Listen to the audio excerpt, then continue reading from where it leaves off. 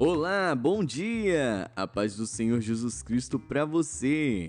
Você está ouvindo o Pão Diário. Hoje é dia 10 de março. A leitura de hoje é Êxodo 21, Lucas 24, Jó 39 e 2 Coríntios 9.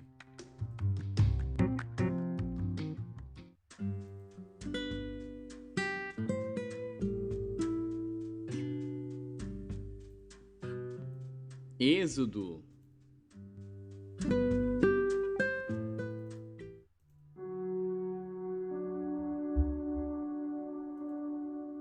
Êxodo, capítulo 21.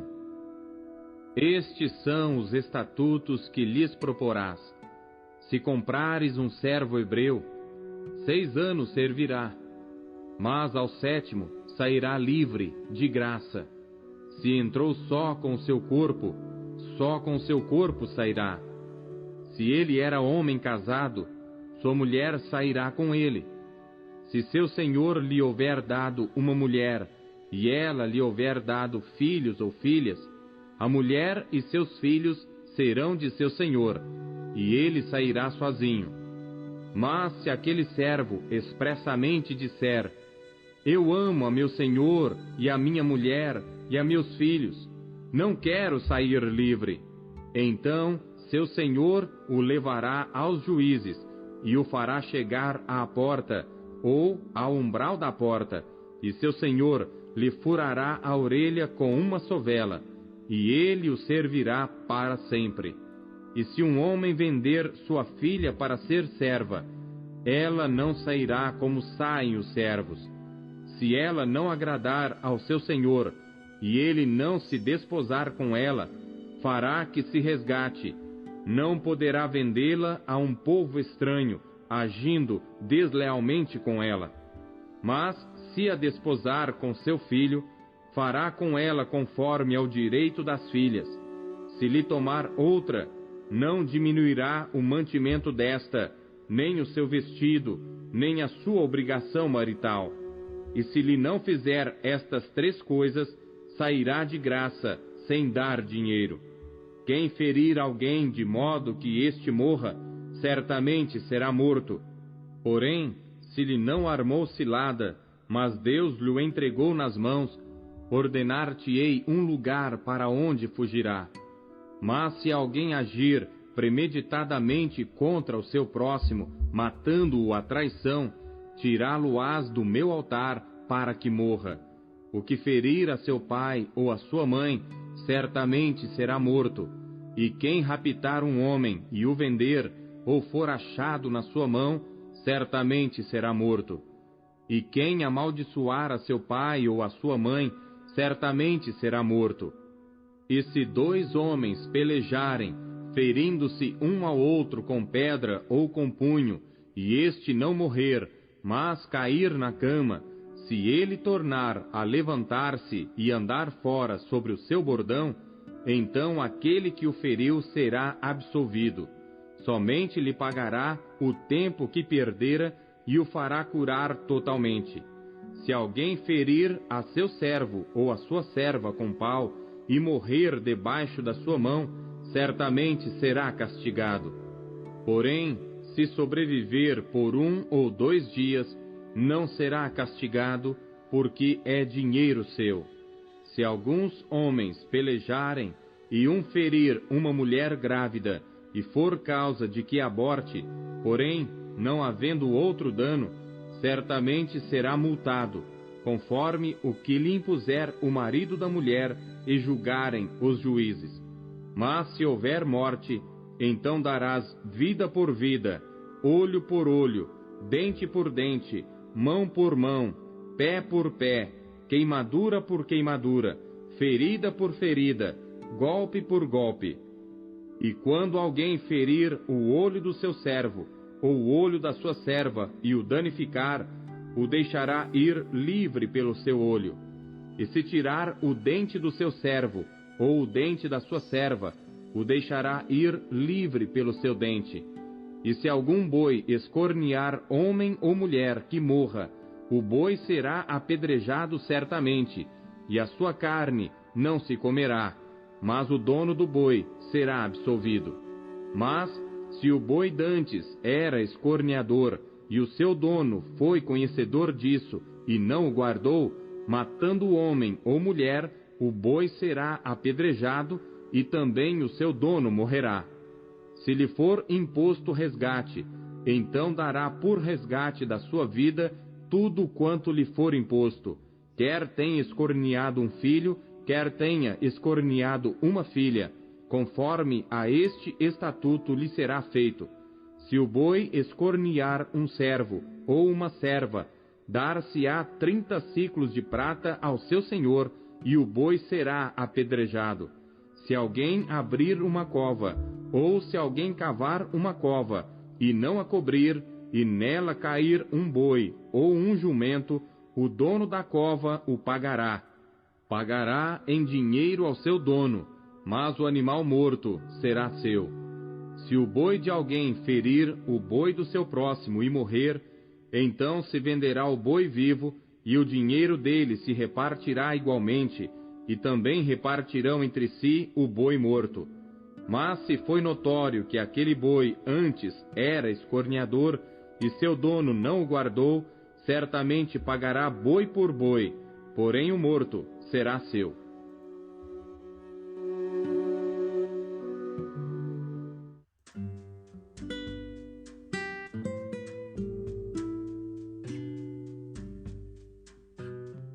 Lucas.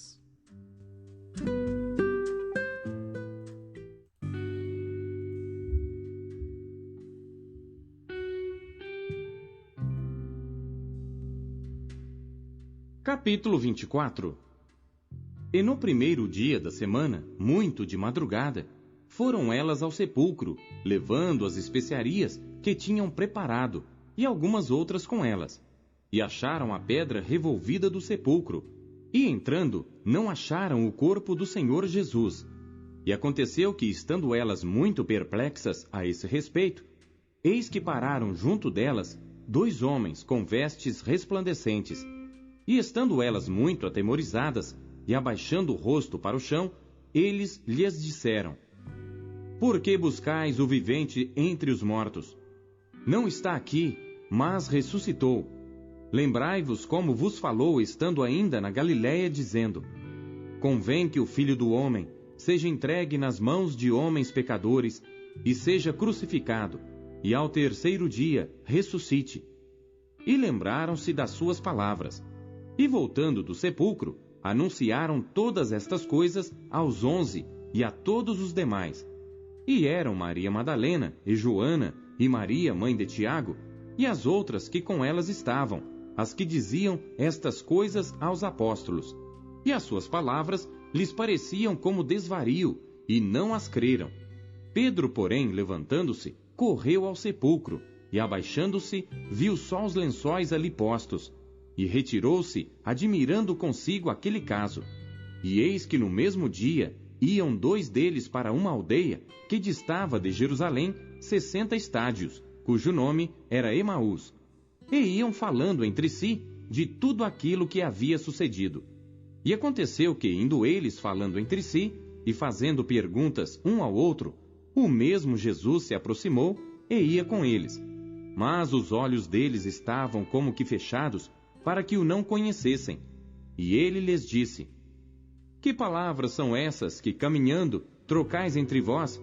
E por que estáis tristes? E respondendo um, cujo nome era Cleopas, disse-lhe: És tu só peregrino em Jerusalém, e não sabes as coisas que nela têm sucedido nestes dias? E ele lhes perguntou: Quais? E eles lhe disseram: As que dizem respeito a Jesus Nazareno, que foi homem profeta, poderoso em obras e palavras, diante de Deus e de todo o povo. E como os principais dos sacerdotes e os nossos príncipes o entregaram à condenação de morte e o crucificaram. E nós esperávamos que fosse ele o que remisse Israel. Mas agora, sobre tudo isso, é já hoje o terceiro dia, desde que essas coisas aconteceram.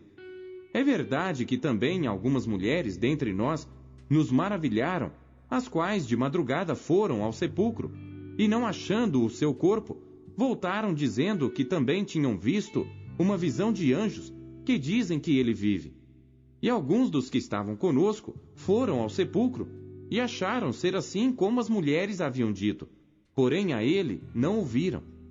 E ele lhes disse: ó nécios e tardos de coração, para crer tudo que os profetas disseram. Porventura, não convinha que o Cristo padecesse estas coisas e entrasse na sua glória? E começando por Moisés e por todos os profetas, explicava-lhes o que dele se achava em todas as Escrituras. E chegaram à aldeia para onde iam, e ele fez como quem ia para mais longe, e eles o constrangeram, dizendo: fica conosco, porque já é tarde, e já declinou o dia. E entrou para ficar com eles. E aconteceu que, estando com eles à mesa, tomando o pão, o abençoou, e partiu-o, e lhe deu. Abriram-se-lhes então os olhos, e o conheceram, e ele desapareceu-lhes. E disseram um para o outro: porventura, não ardia em nós o nosso coração, quando pelo caminho nos falava, e quando nos abria as Escrituras? E na mesma hora, levantando-se, tornaram para Jerusalém, e acharam congregados os 11, e os que estavam com eles, os quais diziam: ressuscitou verdadeiramente o Senhor, e já apareceu a Simão.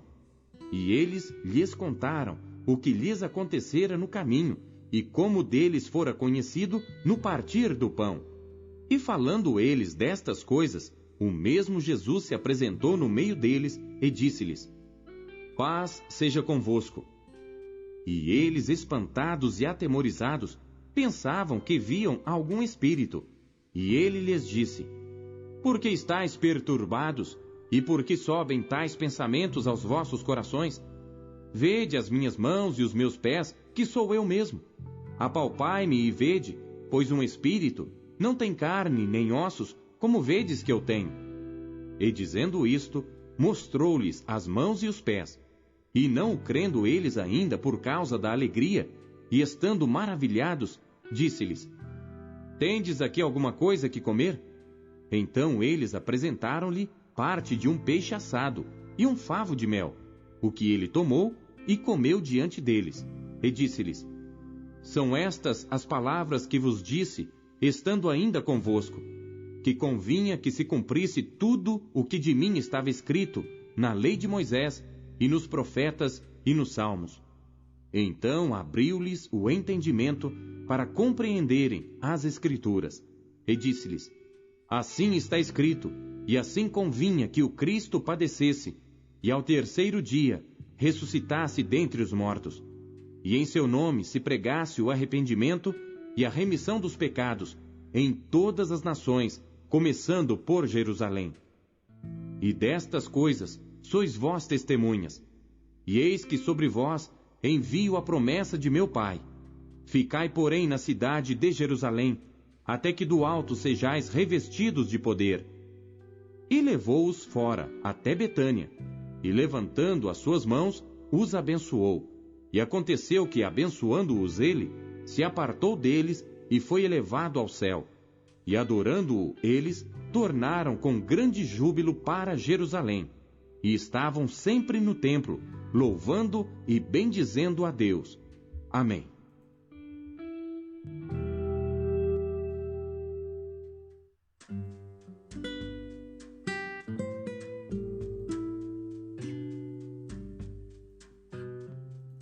Jó.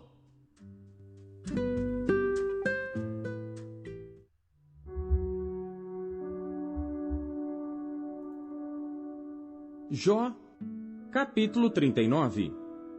Sabes tu o tempo em que as cabras montesas têm filhos, ou observastes as servas quando dão suas crias? Contarás os meses que cumprem, ou sabes o tempo do seu parto?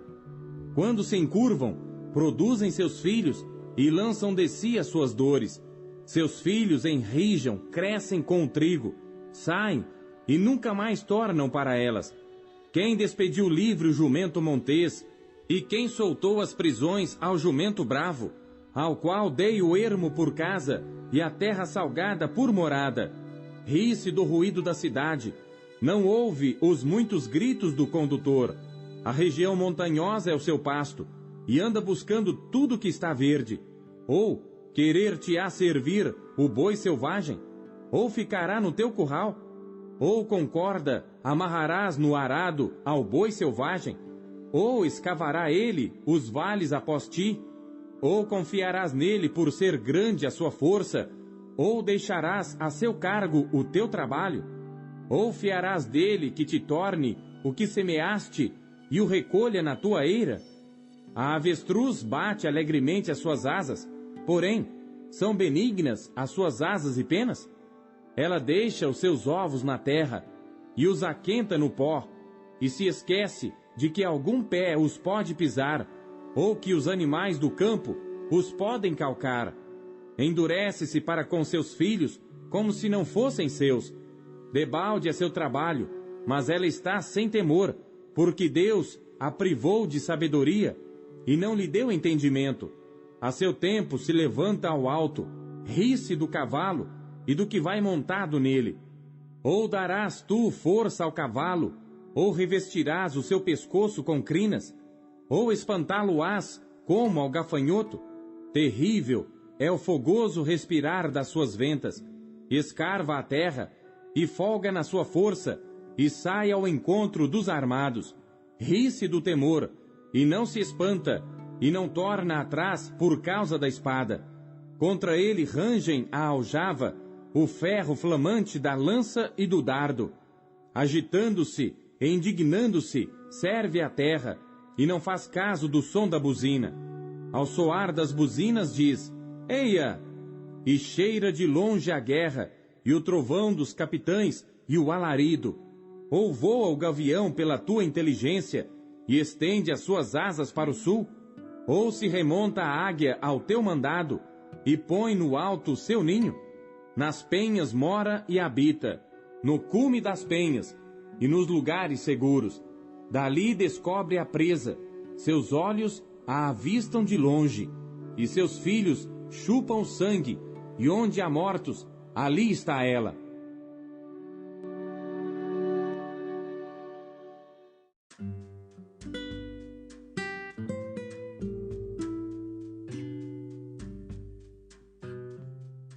Segundo Coríntios.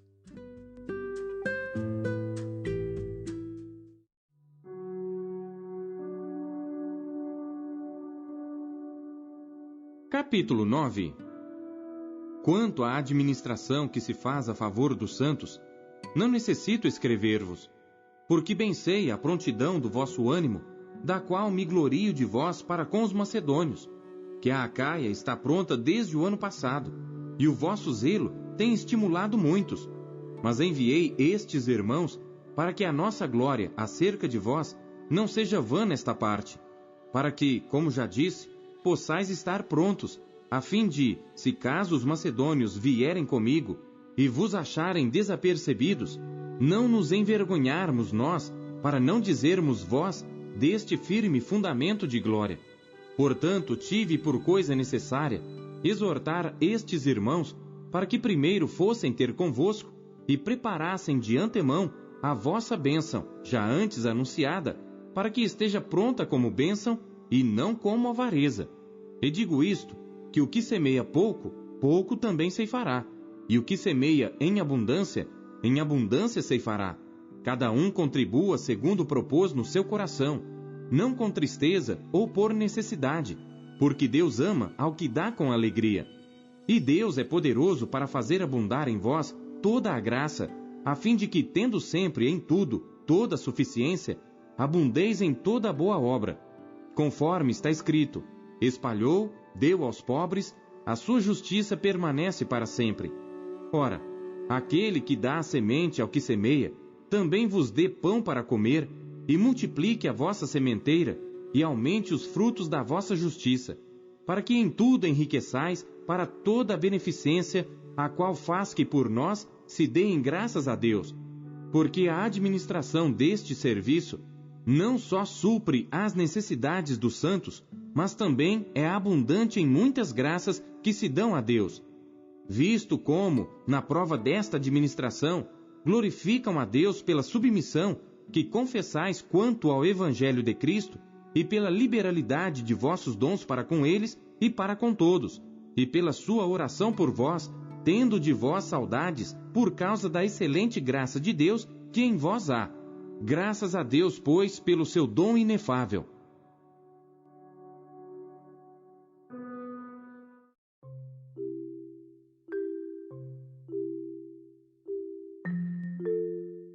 A palavra de Deus nos encoraja, corrige e orienta. O que ela lhe trouxe na leitura de hoje? Hoje, no programa Pão Diário, eu gostaria de mandar também um abraço especial para Sara e Manuela, que sempre estão ouvindo o Pão Diário. Muito bom! Continue ouvindo o Pão Diário todos os dias, mas principalmente não deixe de compartilhar o Pão Diário com seus amigos, ok?